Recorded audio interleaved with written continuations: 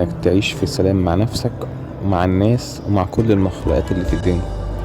انك على قد ما تقدر ما تحاول ما تأذيش، حاول ما تأذيش حد، ما تأذيش شيء، ما تأذيش اي كائن مثلا ربنا خلقه في الوجود. بس ده بيساعد ان الاسم يتجلى اكتر في حياتك. بس عشان انا بتلاقي حتة لحمة هي اهي، بصي خدي. بس انك انت تكون تجلي الاسم ربنا السلام في الارض، تكون في كل مكان ربنا يحطك فيه، في اي وظيفة، اي شغل، اي تعامل مع الناس، في اي مكان، في اي شيء، انت سلام.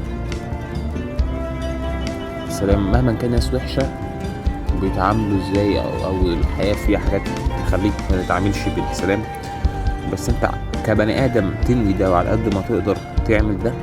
طبيعي بنغلط، وطبيعي كلنا بني ادمين بنغلط وبنتعصب وبنعمل حاجات غلط وبتاع، بس على قد ما تقدر تعيش بالسلام هتلاقي ان حياتك بيحصل فيها حاجات فيها سلام تريحك انت، تخليك تحس بالسلام النفسي، طاقات روحانية وطاقات فيها سلام ومحبة وتعيش بيها تخليك مبسوط.